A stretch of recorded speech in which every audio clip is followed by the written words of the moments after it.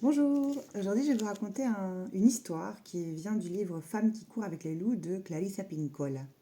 L'histoire est mythe de l'archétype de la femme sauvage. Dans le livre, il y a plusieurs contes qu'on appelle des contes médecine. Mais il y en a un qui me plaît particulièrement et j'avais vraiment envie de vous le raconter aujourd'hui. Ça s'appelle la loba, qui veut dire la louve en espagnol. Il est une vieille femme qui vit dans un endroit caché, connu de tous, mais que bien peu ont vu.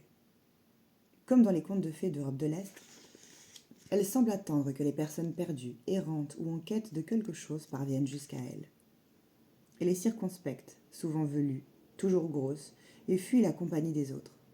Elle croit ses caquettes et s'exprime plus par des cris d'animaux que par des bruits humains.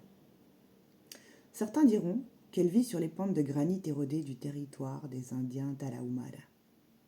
On dit aussi qu'elle est enterrée en dehors de Phoenix près d'un puits, ou qu'on l'aurait vue descendre vers le sud, vers Monte Alban, dans une voiture complètement délabrée, avec la vitre arrière rabattue. Elle se tiendrait sur la grande route près d'El Paso. Elle accompagnerait les camionneurs qui foncent vers Morelia au Mexique. On l'aurait aperçue sur la route du marché au-dessus de Oaxaca, avec sur le dos des fagots en forme curieuse. Elle se donne différents noms. La huesera, la famoso, la trapera, la ramasseuse, et la loba, la louve. La loba a pour unique tâche de ramasser des os. Elle a la réputation de ramasser et de conserver surtout ce qui risque d'être perdu pour le monde. Sa caverne est pleine d'os, de toutes sortes, appartenant aux créatures du désert. Cerfs, serpents à sonnette, corbeaux, mais on l'a dit spécialiste des loups. Elle arpente las montañas, les montagnes, et los arroyos, le lit asséché des rivières. Et les passe au crible à la recherche d'os de loup.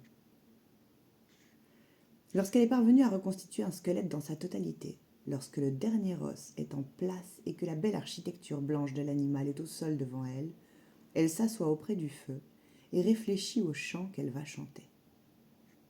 Quand elle l'a trouvé, elle se lève et les mains tendues au-dessus de la criatura, elle chante. C'est alors que la cage thoracique et les os des pattes du loup se recouvrent de chair et que sa fourrure pousse. La loba chante encore, et la bête s'incarne un peu plus. Sa queue puissante et recourbée se dresse. La loba chante encore, et la créature se met à respirer. La loba chante toujours, un chant si profond que le sol du désert tremble, et pendant qu'elle chante, la bête ouvre les yeux, bondit sur ses pattes et détale dans le canyon.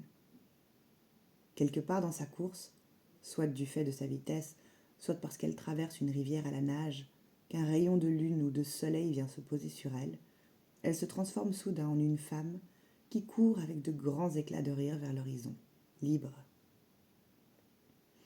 C'est pourquoi on raconte que si vous errez dans le désert au coucher du soleil, peut-être un tout petit peu égaré et sans doute fatigué, vous avez de la chance, car la loba peut vous prendre en sympathie et vous montrer quelque chose qui appartient à l'âme.